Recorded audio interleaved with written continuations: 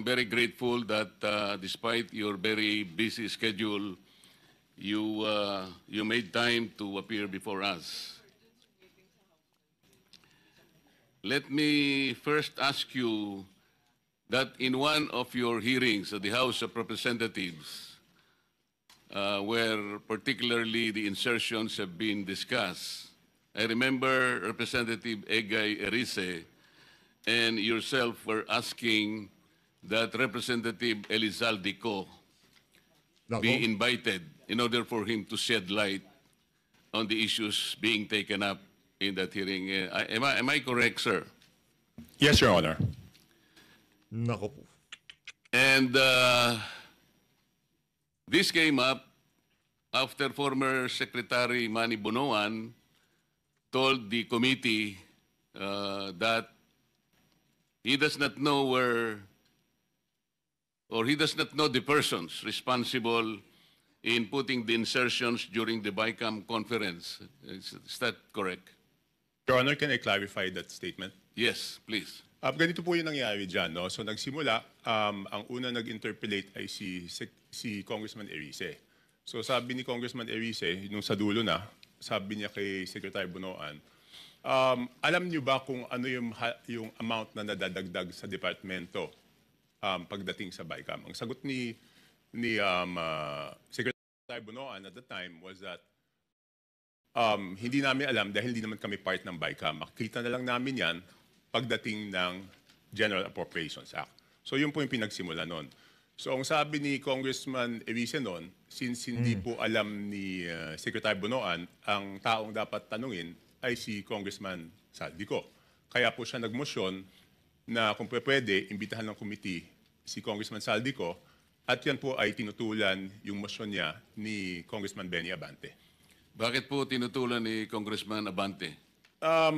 Parang ang sinasabi po nila noon is that hindi pa pwedeng maging resource person ang isang congressman. Kaya tinuloy ko po, kaya po ako nagsalita, humingi ako ng pasya kay Congressman Erice because he had the floor, if I could make a manifestation. Sabi ko, kung ganyan po na hindi pa pwedeng resource person ang isang congressman, hindi na dapat ituloy itong investigasyon na to sa House. Kasi sabi ng chairman nung una, walang sasantuhin. Kahit congressman, kahit senador, kahit sino. Eh kung hindi po pa pwedeng mag-testify under oath o hindi pa pwedeng resource person ang isang congressman, ibig sabihin, exempted yung congressman sa investigasyon. Yun po yung nangyari doon. Bakit po napaka-importante, bakit po napakahalaga na kailangang malaman po natin kung sino-sino yung mga taong responsable doon sa pagbibigay ng insertions po doon sa BICAM o kahit na sa iba pang mga sessions po?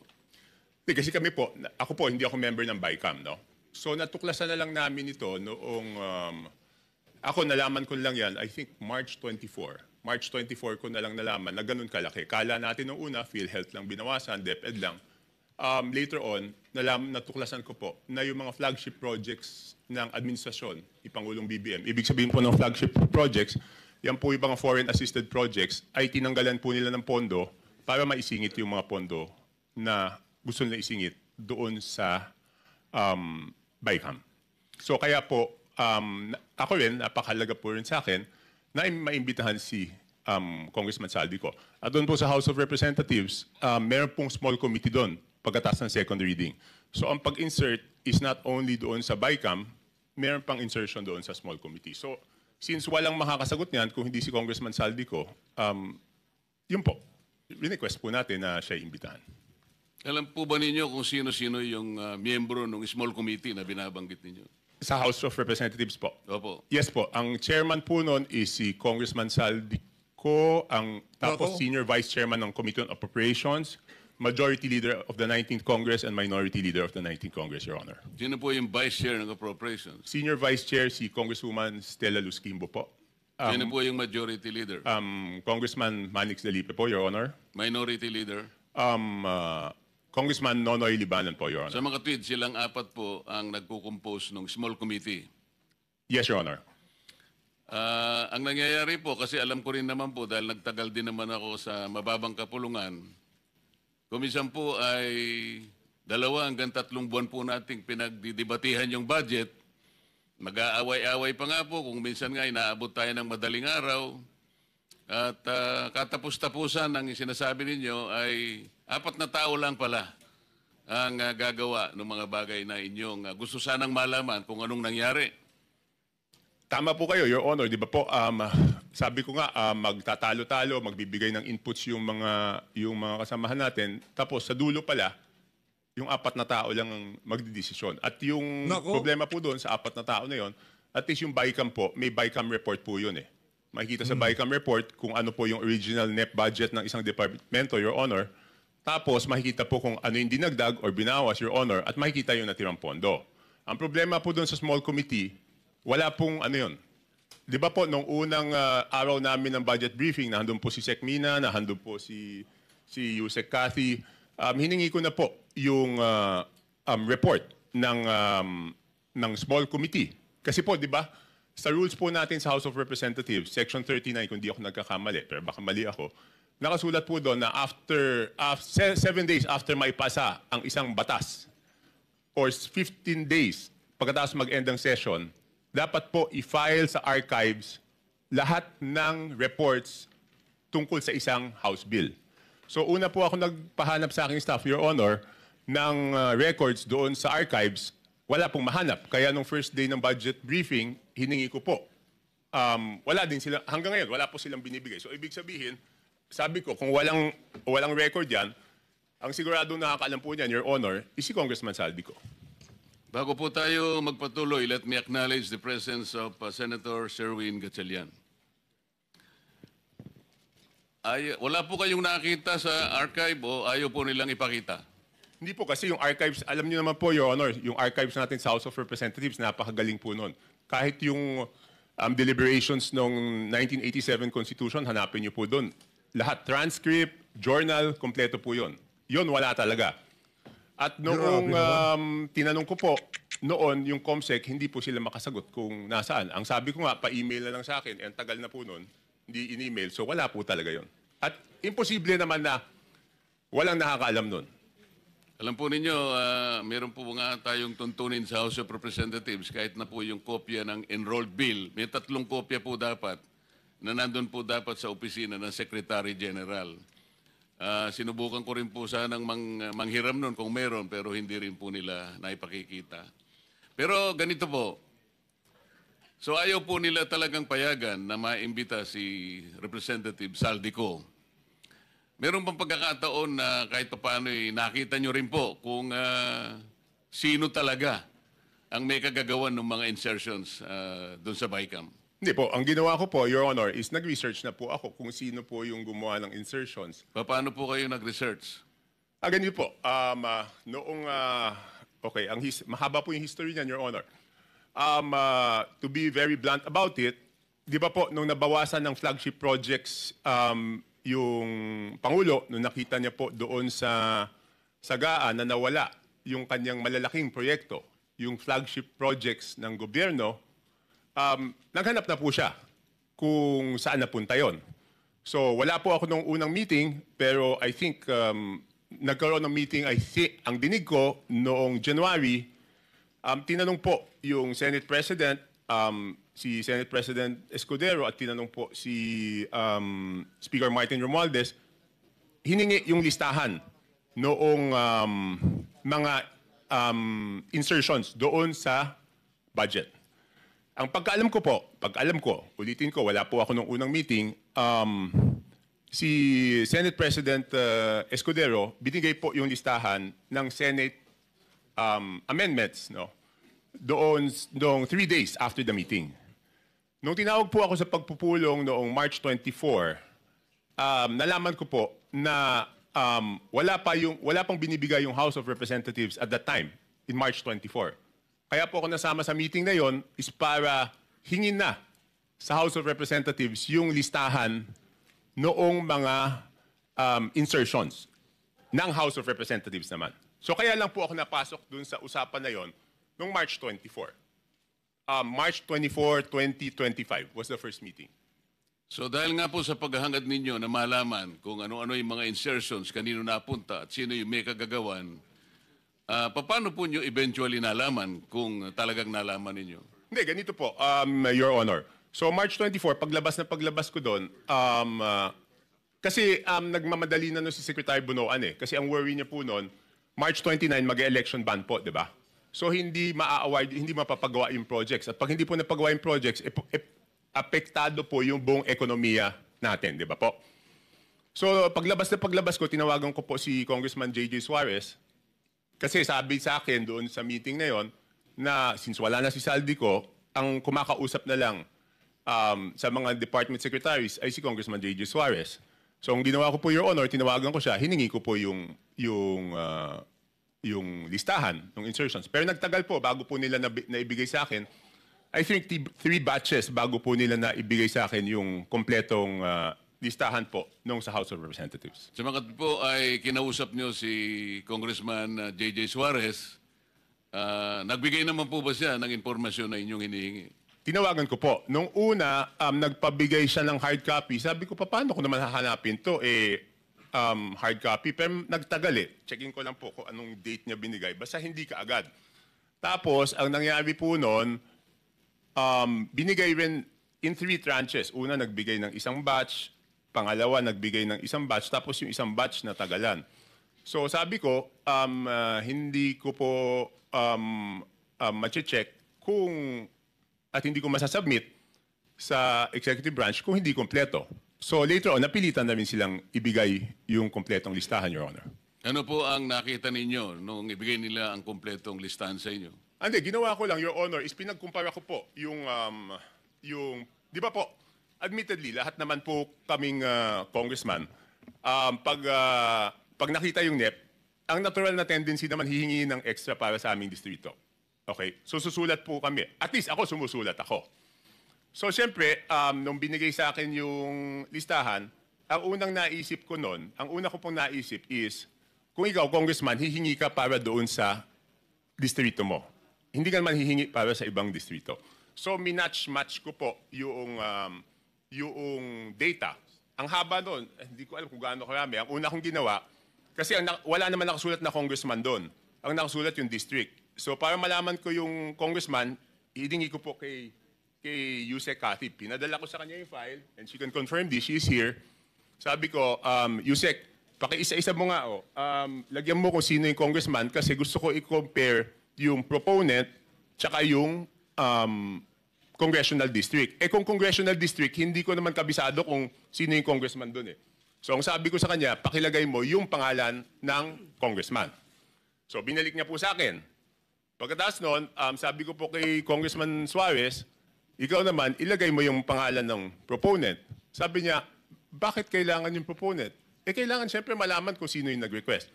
So later on, matagal, hanggang nung sinabi ko, walang gagalaw dito, hindi ko mapepresent ito. Kasi pinapaayos sa akin eh. Siyempre gusto ko, pag prinisenta ko po, dahil ako magpipresenta nun, kailangan kompleto yung data. So sabi ko, hindi ko masisimulan yung presentation kung hindi nyo ibibigay kung sino yung proponent. So later on, naibigay din. Hindi ko lang, wala lang yung telepono ko sa akin, Your Honor. Hindi ko ma-check na andun.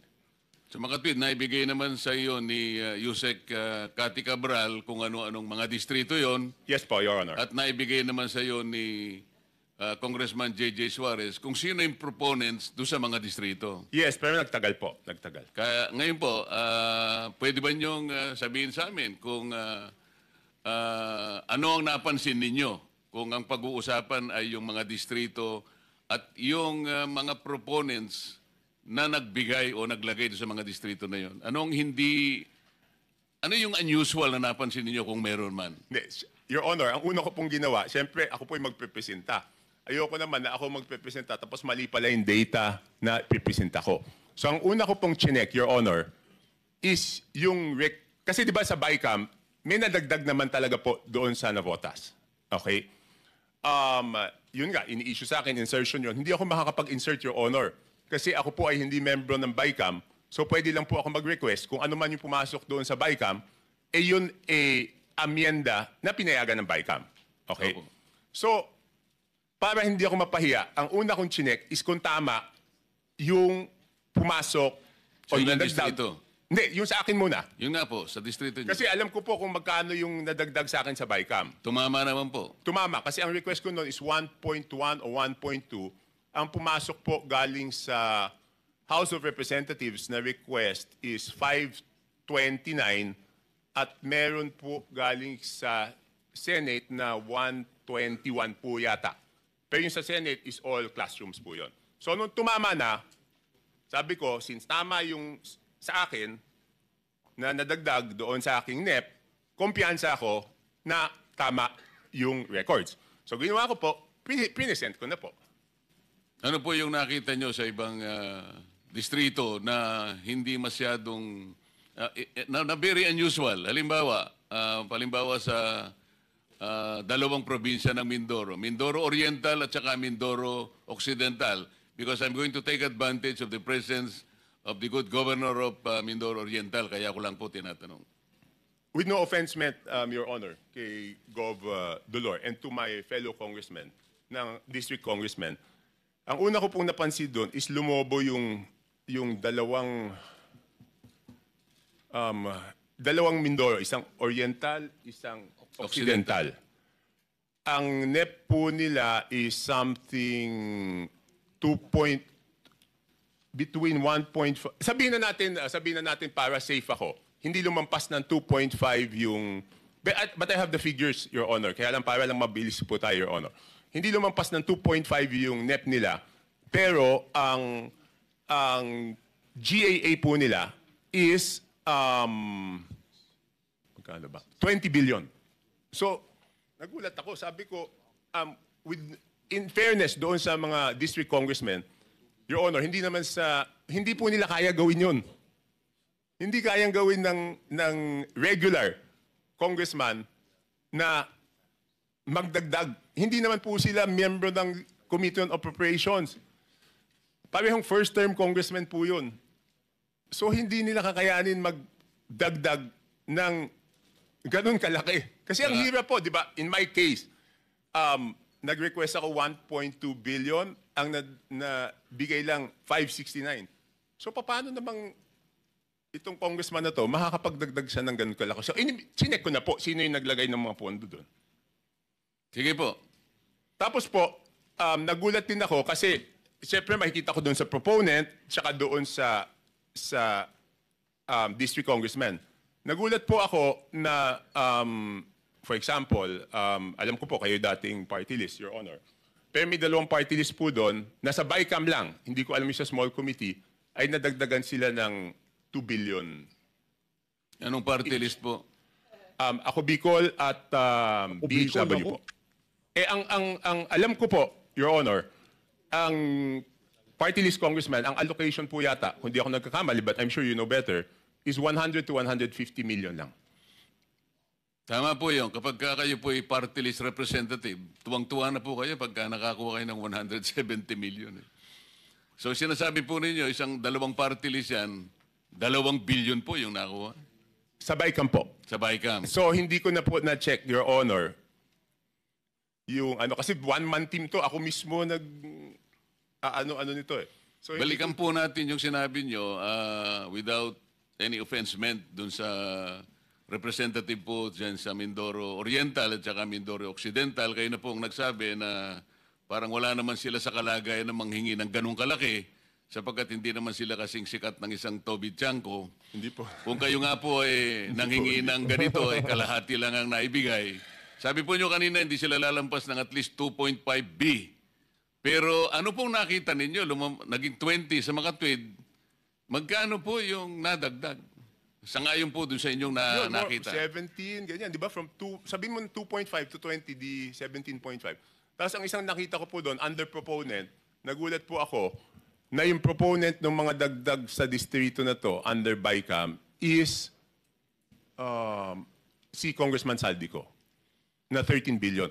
Sir, Your Honor, pwede bang i-ano ko lang yung USB na ayaw nila ipakita doon para mas madali kong mapaliwanag? Nako, Yun nga yun po na. yung gusto namin kung papayag Kasi kayo. mahirap puro kwento eh. Ito, may numero po to. Bigyan natin ng kopya po yung Blue Ribbon Committee. May I direct staff of the Blue Ribbon Committee to please secure the copy from Congressman Tiangco para makita po natin yung binabanggit niya. Ipakita po natin sa sa screen.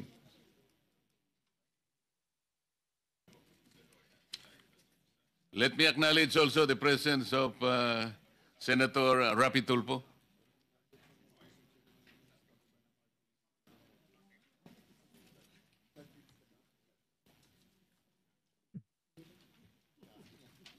Mr. Chair, may I interject, Mr. Chair? Yes, Ako? Senator. Yeah, I would Batang like ano to to? direct this question. Mate to, Romualdez. Sandali. Let me acknowledge also the presence of Senator Bato. Continue, sir. I would like to direct this question to Congressman Toby Chanco. Sir, sabi niyo parang 17.5 ang nilobo nung budget. Tama po ba yun? Kunin ko lang po yung eksaktong records para sigurado. Yan. Kasi parang sinasabi niyo, 2 something lang ang request nung district na yon. And you don't believe na hindi nila kaya yung kasi mga ordinary at mga bagitong congressman. Tama po ba yon? Hindi naman po ordinary, sir. Regular. Yeah. What I mean to Regular. say, sa district ho na yon. Tama po ba? Yes, Your Honor. Ang tanong ko po ngayon, sir, may naririnig po tayo, ito po yung common lingo ito, yung sinasabing parking fee. Hindi ho kaya nagkaroon ng yung pondo na yon ay pinarada lang dito ng isang congressman na hindi naman taga roon? Ito ang tawag ay parking. Have you heard that, Mr. Chair? Yes, sir. Yes, Your Honor. Nadinig ko na po yun. Pero 2 term po yan, di ba? Kung matatandaan nyo sa Kongreso, isa yung parking, isa yung sagasa. Nako, Could you tell me, may parking na, may sagasa pa. tell us the Pambihira, difference Di ba yung between parking, Your and Honor? sagasa? Yung parking rep, Tiangco, medyo kabisado ko, pero yung sagasa, hindi ko pa, pwede bang ipaliwanag mo yung sagasa? Hindi. Yung parking po, Your Honor, is nakiusap ka dun sa district congressman. Yes. Pumayag yung district congressman. Yung sagasa po, Your Honor, is wala kang magagawa sa ayaw mo't sa gusto. Mas matindi pala yun. Mas matindi sagasa. Oh, Your Honor,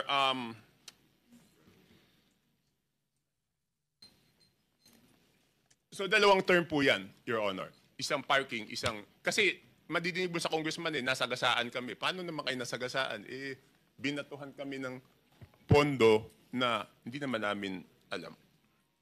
Ang ibig sabihin, Mr. Chair, yun nangyari sa Mindoro ay sagasa po yun? Your Honor, I have no personal knowledge. Your Honor, ito po. Mindoro Oriental, DEO, 2,530 billion ang NEP.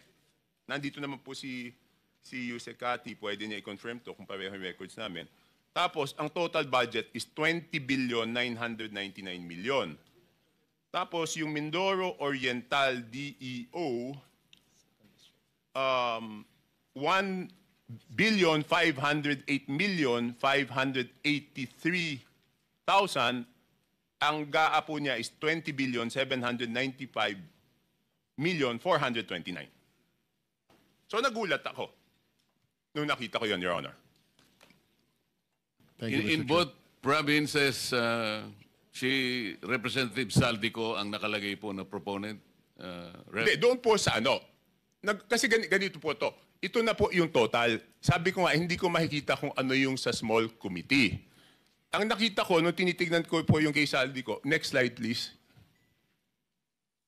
Yan, maliit lang eh. Yan po, for example, ito muna, ABRA. Ang proponent is Congressman Saldico. Hindi ko na po linagay yung district congressman, sir, kasi, Your Honor, kasi sabi ko nga, baka naman wala siyang alam, tapos mababash siya ng mababash, di ba po? So, ang nadagdag po to the district of Abra is, sige, next slide, is 3,400,000,000, Your Honor, hindi ko po mabasa. Basta 3,400,000,000. 68,345. Ayan po, Your Honor. Okay. Yan po, out of Saldico's Grabe, puro saldi ko. insertion. Okay, next slide. Yan na po yung Mindoro. Yung next is Mindoro. Tignan ko lang po dito sa akin. Meron din akong kopya niyan.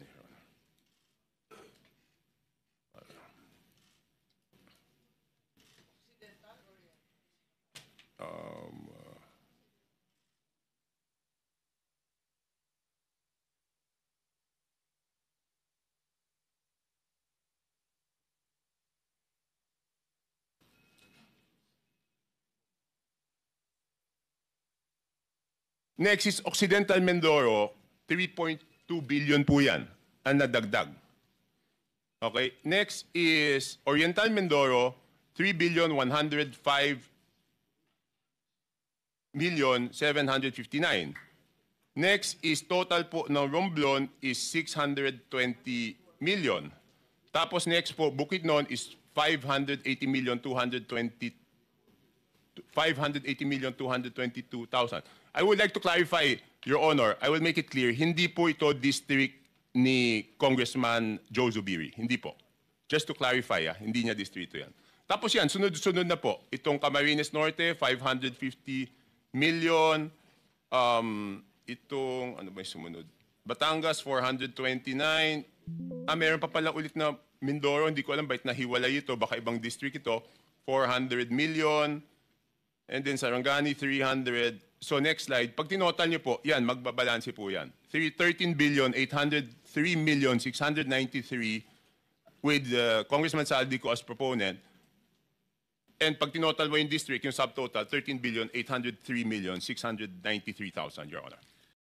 Mani lang ho yung 500 million, 300 million, billion ho pinag-uusapan natin dito mga kababayan. At yung mga nakalagay na pangalan dyan, wala tayong makita kung hindi puro Saldico. For the record, ang binabanggit po nating Representative Elizaldico, siya po yung chairman ng House Appropriations Committee. Sa makatwid po, Rep. Toby, kung titingnan po natin at pagbabasihan, ito pong nakalap po ninyong impormasyon, lumalabas po na si Rep. Saldico ay siyang proponent ng halos 13.8 billion. Hindi natin malaman kung ito pinarada o sinagasa. Yun po ba ang ating conclusion? Ano po yung ilang congressman dyan, sabi niya hindi amin yan. Hindi namin ni-request yan. So hindi na ako nagtanong kung parada yan or Sagasa. Ang sinasabi ko lang po is, yan po yung nakita ko. Kasi normally, kung kunyari, yan po yung request ko, dapat ako yung proponent. At ako rin po yung congressional district. So pag magkaiba, magtataka kayo bakit eh. Chair, baka may dadagdag si Gob, Dolor, dahil puro Mindoro ang binabanggit. Yun nga po, may I take advantage of your presence, Gob. Total, nababanggit naman po ang inyong probinsya. Siguro po, makapagsalita kayo, sang-ayon po dun sa revelations po ni Representative Toby. Nag-request po ako kay Gov. Dolor. Tapusin ko lang, mabilis na lang to eh. Okay. Yes. Yan, So yan, makikita ko po, yung ako Bicol, Excited ako kay Gov. Dolor eh. yan po, ang BICAM is 2 billion 295 million. Next slide. Yan. Next slide. Yan. Ang ako Bicol, ang ano po niya, ang napunta po sa BICAM pa lang is 2 billion 295 million. Again, hindi ko alam yung small committee. And then yung BHW po, ang total is 2 billion 64. At ito po, Your Honor, buti na lang naagapan to kasi po, hanggang ngayon, hindi po rini-release yan. Kasi nung natuklasan na ganyan, nakakapagduda, hindi po ni-release. Your Honor, pwede po ako magtanong kay Yusek Cathy. Meron lang akong gusto i-clarify, Your Honor. Please proceed. Yusek, Wag ho kayong malito ha, yung BHW, hindi ho yun yung kay Congressman Bernadette ha, hindi ho yun. Yung BHW ho, yun ho kay Angelica Natasha ko, okay? Wag ho kayong magpalito, baka akala ng mga kababayan natin pagka naririnig yung BH. Yung BHW ho na tinutukoy dito, yun hong party list nitong si Angelica Natasha ko. Malinaw ho ha, hindi ho kay Ma'am, hindi ho kay Ma'am Bernadette, Bernadette, ano pangalan nun? Yung sa BHW. Pares kasi. Sa BH party list pala, BH party list. Iba yung BHW, iba yung BH party list. Yung kay Ma'am Bernadette Herrera. Iba ho yun. Linawin ho natin baka, uy, bakit nandiyan yung yung inendorso ni BP Sara na BH? Sa dami ho ng party list, talagang nakakalito na ho mga kababayan. May BH party list, may BHW. May four-piece party list pa nga, di ba? Huwag ko kayo magpalito. Hindi ho yun, hindi yung kay Congresswoman Bernadette Herrera, okay? Hindi ho yun. Iba yun. Dito ho kay Angelica Natasha ko. Kamag-anak ko ni Saldi ko. Okay? Di ba, ginagawa ito short of award, di ba po? Yes, sir. Kapag na lumabas na po yung GAA, pwede na po silang mag-advance procurement short of award hanggang ma-download po yung pondo sa implementing office. Okay. Yusikati, kung yan po ay short of award, ibig Wala na ho eh. Hinahanap ko yung BHW party list. Puro down yung mga nila. Puro down yung mga account nila. Ano ba yan? BHW party list. Pati yung website nyo na nasa WordPress. Dinown nyo din. Mga walang ya kayo. Go to home. Ano ba to? Legislation. Ayun, may highlight pa pala yung nila, website nila. Okay. Okay, nakita natin. Buhay pa. Wala silang magagawa. Hindi nila na-down ng tuluyan yung website. Buhay pa yung BHW. Ang representante ho nito si Natasha ko. Okay? Angelica Natasha ko. Okay? sabihin, meron na yung lowest calculated bid. Tama po? I'm not very familiar Yes, with most procurement. probably. Most probably. Hindi, ganito lang po, Point of Your order, Honor. Mr. Chair. Yes. With all due respect, Mr. Chair, point of order po. What is the point of order? Just to remind all of us, Mr. Chair, na the resource person, if wanting to field a question to another resource person, must do it only through the chair po. Hindi sila pwedeng diretso. Ang daming kaartehan. Ang parliamentary rules nyo na yan, wala namang kwenta. Daming cheche-bureche, puro naman magnanakaw yung mga taga-house of representative. Karamihan, hindi puro. Di ba? Ayusin nun natin. Senator Rizal Diverse, wag ko kayo masyadong stricto. Pagdating naman sa budget, napapalus lang kayo, bilyon, trilyon. Ang igpit-igpit nyo dyan sa mga ganyang classic rules, pero pagka bilyon ang pinag-uusapan, mabilis pang makalusot. Pinayagan ko naman po, kaya para maka-economize ng time, kaya total Alright, mas Mr. Daming Chair, sabi ni naman. Risa. submit. Opo. Thank you. Submit Thank you ka for talaga. the Most Nangyari. probably, Your Honor. Your Honor, pwede bang malaman kay Yusek Cathy Daming kung... arte. Hindi, pwede na lang po ganito, Your Honor. Pwede pong hingi na lang kay Yusek Cathy i-check kung meron na po itong lowest calculated bid short of award. At kung merong lowest calculated bid short of award, isubmit po sa committee ninyo kung natuloy yung bidding, kung sino po yung most probably na mananalo kasi siya po yung lowest calculated bid. Sa tingin ko napakahalaga yun para sa inyong committee, Your Honor. Thank you, Rep. Toby. I think that is in order sa Yusek Cathy. I think you should Yes, Your Honor. submit to the committee kung alin na dito yung binabanggit ni Rep. Toby na nagkaroon na ng what is your term? Bidding short of award. Bidding short of award. Para malaman po natin at mabantayan na. Can you do that, Yusek Cathy? Yes, Your Honor. We will direct all the implementing offices, whether it's regional office or district engineering office, to submit all the bidding documents of these projects that are bidded out short of award, Your Honor. Thank you. Thank you for your cooperation. Your Honor, ang request ko po, kung pwede, kung papayagan po ng committee, bibigyan ko po si Yusek Cathy nito para ilagay na niya. Hindi naman po kailangan po siguro ng committee, Your Honor, yung buong records. Kailangan lang ilagay kung sino yung posibleng mananalo kung natuloy po. Yes, I think that is in order. Kung pwedeng maibigay nyo na rin ang kopya kay Secretary Yusek Cathy. Yes, Your Honor. Thank you, Your Honor. That's all. Chair, pwedeng humirit. Yes, Senator Amy. Maraming salamat, Chair. Palibasa natututo tayo ng wika ng Kongreso. May sagasa pala, may parking pala. Ano naman yung allocable at non-allocable? Lagi kong naririnig sa Kongreso, hindi ko maintindihan. To whom are you directing the question, Senator Kung Amy? maaari kay Congressman Toby, kasi naririnig ko, kung meron sila allocable, yung non-allocable, wala sila. Paano ba yun? Your Honor, hindi ko po alam yung allocable at non-allocable kasi importante lang, pag lumabas po yung NEP, ang titignan ko po lang po doon is yung total NEP. Hindi ko na po tinitignan ko ano po yung allocable tsaka non-allocable. Baka po si Yusek Kati po ang nakakaalam, Your Honor. Yes, Mr. Chair, mukhang alam ni Yusek Kati. Your Honor, Mr. Chair, let me explain. Yung not allocable, yun po yung hindi naman part ng district allocation. Ito po yung mga big ticket projects like foreign assisted na hindi naman po bumababa sa district maintenance fund, equipment fund, preliminary and district engineering fund, right-of-way fund. Yun pong district allocable, yun po yung based on, well, a parametric formula that the Secretary Bonoan has instructed to prepare at least to determine more or less ano po yung ceiling ng budget kada distrito, Your Honor, Mr. Chair.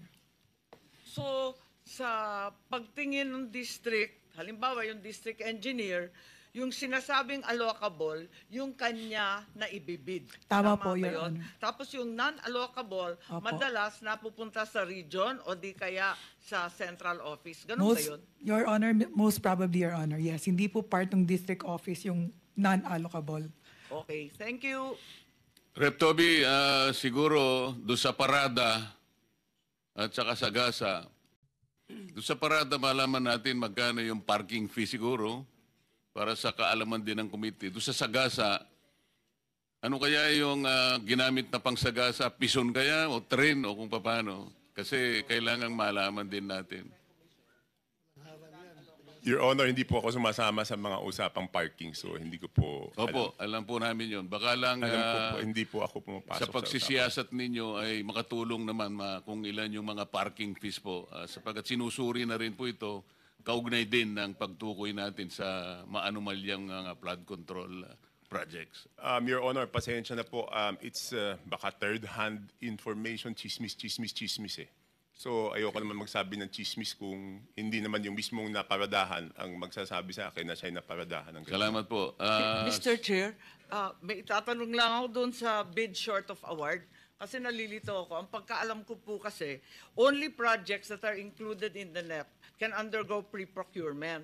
Bakit ito sinasabi na pati yung initiatives, insertions in the small committee and the BICAM also undergo pre-procurement bidding short of award? Di ba bawal yun? Akala ko yung NEP lang. Madam Chair, if I Yes may. po, ayun. Yes po. Ano po yan, nasa rule po ng New Government Procurement Act.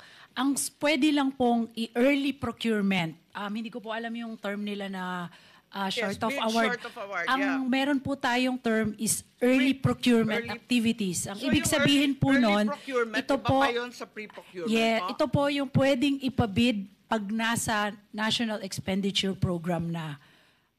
Pero pag nasa BICAM po at saka sa hindi na po kasi nagbago na po yung mga numero eh. Kaya nga, so, Magkaiba po 'yon. so yun na nga, yun ang tinatanong ko. Yes, We're ma'am. talking about the same thing. Opo. So yun ang Mali lang po tinatanong ko. siguro yung pagkakagamit ng term ni Yusek Kati. Yung kanina, yung kay Yusek, hindi maaring i-pre-procurement o i-early procurement o i-bid short of award kapag hindi kasama sa NEP. Hindi ba ganun yun? Yes po. Dapat, Section yung mga 21 po. Yung mga insertions, congressional initiatives, lahat yan, walang pre-procurement. Wala po. So walang aregluhan sa kontratista. Wala po. Ang walang early down payment o mobilization fund. Yes, ma'am. Pagkaliwanagan Opo, lang yun po, tayo. early procurement po, Section 21 of the New Government Procurement Act. Yes, Yes, ma'am. that went through the Senate. Thank you. Opo. Point So of I order, think that Mr. is Chair. very clear. Mr. Chair. Nasa bagong na yan, new government procurement RA 12009.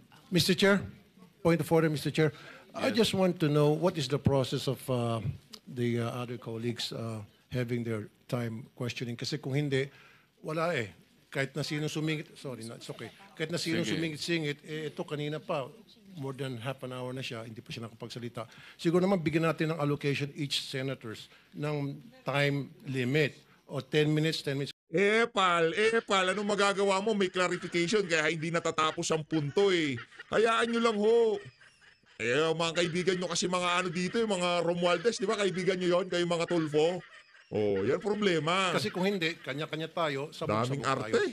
Yun na po yung aking pananaw, Mr. Chair. Okay, thank you very much for the point of order. Any more member of the committee who wish to ask questions to Representative Toby? Di ba dapat first come, first serve, Mr. Chair? Marami Yun nga po, kung merong gustong magtanong, kailangan mag-express na po para Mr. Chair, right here. Senator Erwin. Yes, I have a couple of questions for Congressman Toby. Kung sa ating budget Because itong si Congressman, itong si Senator Rodante Marcoleta, inaano nyo ito. Ganyan, okay, sige, lalo kitang bubusitin, walang yakin. process, Mr. Chair, una ang committee amendments, and then individual amendments, and then kasunod po, supposedly after the second reading approval, no more changes. Tama po ba? Yes, Your Honor. Can you state before this committee, Mr. Chair, what really happens in reality? Yung totoo. Mukhang hindi naman po nasusunod ito. What's going on?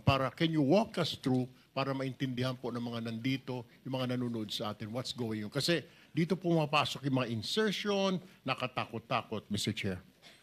Okay, Your Honor, una po tatanggapin po ng House of Representatives yung National Expenditure Program. Yun po ang proposal ng budget po ng Executive Branch. Pagkatapos po noon, magkakaroon po ng budget briefings at magkakaroon po ng budget hearings. Okay. Doon sa mga budget briefings at budget hearings na yon, Your Honor, ang mga cabinet secretary po ang natatanong ng mga congressman. Pagkatapos po niyan, mapupunta po yan sa plenaryo. At magkakaroon ng sponsorship at mag-sponsor yung iba't ibang mga authors, no? Ng iba-ibang mga sponsor ng iba't ibang department. Doon po, hindi na po pwede magsalita ang cabinet secretary, congressman na po. Pagkatapos po, magdedebate. Yan po yung sinasabi ni congressman ng ating chairman na magdedebate po. Halos 2 buwan po yan. Inaabot ng gabi, magdedebate po. Pagkatapos po niyan, pag natapos yung debate, isasara po ang period of interpellation and debate. Pagkatapos po, bubuksan po yung period of committee amendments. Doon po magsasabi po yung committee ng mga amenda. For example po, yung departamento, yung let's say yung executive branch, may nakita silang dapat na institutional amendments. Doon po yun sinasabi sa period of committee amendments. Pagkatapos pong maisara yung period of committee amendments, bubuksan na po ang period of individual amendments. Pagkatapos pong isara yung period of individual amendments, ay magboboto na po on second reading. At tapos third reading. Yan po ay sa normal, sa lahat po ng batas. Ngayon, pagdating po sa budget, iba po yung proseso doon sa House of Representatives because ang laging sinasabi doon, kulang yung oras, di ba po? So, pagkatapos po ng committee amendments, bubuksan po yung period of individual amendments. Tapos po, magmo-motion po ang majority leader lagi na sasabihin po na magpo-form ng small committee to accept the individual amendments of the members after the approval of second reading. So ang mangyayari po, aaprubahan natin on second reading, tapos tsaka palang mabubuhay yung small committee na tatanggapin yung individual amendments. Tapos yun po yung sinasabi ni Honorable Chairman na pagkatapos natin magdebate, dito lang sa budget, kaisa-isang bill na may small committee na siyang tatanggap at siya ang magdidesisyon. Walang magagawa kahit sino kasi hindi naman po kami kasama. Your Honor, doon sa talakayan na yon, sila po magde-decide. Tapos pagbalik po namin at makikita po namin yung printed copy, wala na kami magagawa kasi sa third reading po ang botohan lang doon, ang papalitan period. So magugulat kayo minsan na dagdagan to nabawasan to, hindi naman napag-usapan sa plenaryo at yun po yung desisyon ng small committee. Kaya po hiningi ko po yung committee report ng small committee na wala naman pong maibigay. So, ibig sabihin, Mr. Chair, walang magagawa. I mean, pag katulad ng isang district congressman, nakita niya lumobo yung kanyang budget sa kanyang distrito, wala ho siya magagawa. Hindi ho siya pwede magreklamo na hindi naman sa akin ito. Sobra yata, may nag-parking dito, may sumagasa rito. He can't do that, Mr. Chair. Wala na po. Wala na po siyang magagawa kasi yun na po. Ang next chance po nun sa BICAM. Di ba po?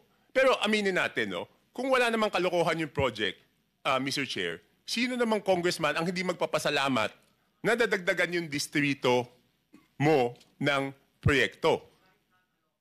Hindi, ibig sabihin, for example, let's assume hindi po nagkaroon wala pong natuklasang kalokohan dito wag na natin sabihin kalokohan. Wag po natin hindi po nagka-problema yung dalawang distrito ng Mindoro. I'm sure tuwan-tuwa yung congressman kasi masasabi niya sa constituents, ang dami ko napagawa kahit hindi naman siya yung nagpagawa nun. Kaya lang ngayon siguro nagkakaroon ng tanggihan kasi hindi naman siya yun tapos siya masisisi. But in the normal course of things, sino naman ang tatanggi na madagdagan yung distrito mo? Lahat naman kaming congressman, ang gusto namin, mas maraming proyekto sa aming lugar. Di po? Natural course of things yan. But before I proceed, Your Honor, kasi po, pagkatapos ko magsalita, ako na yung binabatikos ngayon. So let me put on record na this is not the first time I questioned the budget process. Pwede po nilang tignan yung archives. In the year 2011, for the 2012 HGAB, independent rin po ako doon, question ko na yung budget process. In the year 2013, for the 2014 HGAB, question ko na rin yung budget process. In the year 2014, for the 2015 HGAB, kung matatandaan niyo po, ako po yung humingi ng kopya ng DAP, Development Assistance Program. Kaya nag-away po kami sa plenaryo. So yung mga nagsasabi ngayon lang po ako nag-question, hindi po ako ngayon nag-question ng budget. Kaya lang, nagsawa na po ako kasi wala nangyayari na outvote ako. Nagkaroon lang ako ng pag-asa noong pagkatapos ng SONA kasi si mismong presidente na ang may gusto ng budget reform, Your Honor. Rep. Toby, pagkatapos ng small committee, ito na yung basis ng HGAB na hindi na makikita ng ordinaryong congressman. Yun ang sinasabi mo. HGAB na po ang makikita nyo. HGAB na po ang makikita nyong kopya. Na hindi nagkaroon ng pagkakataon yung regular congressman na makialam doon sapagkat yun po ay tinrabaho na ng small committee. Yes, Your Honor. Thank you. Continue. So, are we supposed to ask? meron tayong sinusunod. Are we supposed to ask Congressman Toby before Okay, regular okay. natin? Ano ba ho yung process? In connection with the Yes, question in connection okay. with the disclosure of... Proceed. Okay, thank you, Mr. Chairman. Congressman Toby, typically ang budget, diba, sinacertify yan as urgent. So, ina-approve on second reading and third reading in one sitting. Yes, Your Honor. That was the basis of my objections earlier on, noong 2011, 2012, 2014. Hindi mo na ibig sabihin, pag sinertify urgent, ang nangyayari po noon, Your Honor, Wala nang 3-day rule. wala na 3-day rule. Tsaka hindi mo na makikita. Di ba? Inaprubahan mo muna Your Honor, yung third reading, tapos tsaka mo makikita yung kopya ng Ang punto HGAB. ko, ganun ang practice, di ba? Every budget season, dahil certified as urgent, in one sitting, in one day, ina-approve yung budget on second and third reading in one day.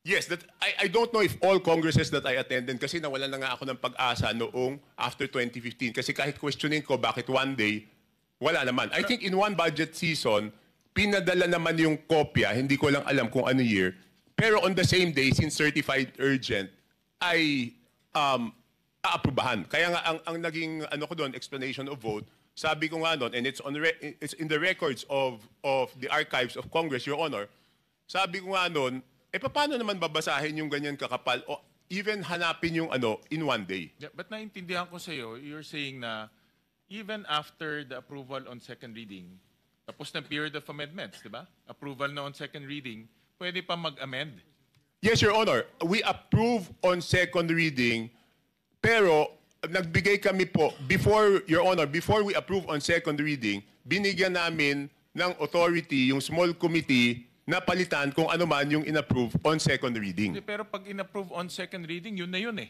Yun po yung point ko ever since, Your Honor. Ibig sabihin, pag sinabi ko yun na yun, from NEP all the way hanggang annexes, approved na yan. Lahat ng maliliit na project doon, approved na yan. Your Honor, that was the basis of my questioning ever since. Kaya nga natapos na yung period of amendments. Diba? The period of amendments, doon tayo mag-a-amend lahat ng mga line item. Pero after period of amendments, pag nag-vote na tayo second reading, tapos na yon. Correct? It's only for review, in 3-day rule, for review na lang yon. Yes, Your Honor, tama po kayo. Kaya lang nga, only for the budget, nagkakaroon ng ganon. Yun nga po yung sinasabi ko, Your Honor. Parang binigyan mo ng blankong cheque, yung 4 na tao, na sila yung magbago nung inaprubahan ng plenaryo. So sabi ko nga po, Your Honor, paano naging mas powerful yung 4 na tao kaysa doon sa inaprubahan ng plenaryo, Your Honor? Pero para sa akin, yung pagtapos ng second reading, nag-a-amend pa, parang that's not the usual practice. Kasi pag nag-approve ka ng second reading, kasama na doon yung amendments. Tama po kayo, Your Honor. Kaya nga, sabi ko, sa lahat ng batas na ginagawa, no touch pag tapos ng second reading. Yung BICAM, kasi po, binigyan ng authority yung small committee, yun. Kaya, pwede nilang galawin after BICAM. But, Your Honor, I got a commitment, Sec Mina was there on the first day, I got a commitment that they will not do it anymore at this time. I hope at second reading, pati na yung mga attachments, tapos na. I hope. Kaya nga sabi ko... Dapat ganun. Pati mga attachments, tapos na. Bago, in other words, Ngayon, oo, mangyayari yan. Pero dati hindi pwede yan. Dapat merong makain. Itong si Martin Romualdez at yan si Saldi ko. bago matransmit sa Senado, kasama na lahat ng mga attachments, pati yung mga projects. Yes, Your Honor. Kasi sabi ko nga, for the record, uulitin ko, hindi ito yung unang pagkakataon na question ko yung budget process. At nawala na talaga ako ng pag-asa na walang mangyayari. Kaya lang, nung nadinig ko yung SONA, since this is the first time na yung Presidente po, Your Honor, ang nagsabi dapat baguhin yung budget process, may pag-asang baguhin yung sistema na yun. Kasi, Your Honor, independent po ako ako laging labas eh. So, i-outvote lang ako, Your Honor. Thank you, Mr. Chairman. Para hindi maiwanan si Governor Dolor, kanina usapan natin in connection with the testimony in relation to Mindoro Oriental, total nandiyan na po kayo. Ano po ang pwede niyong i-contribute sa committee na nabanggit po ang inyong probinsya, Mindoro Oriental? Ayun na nga mga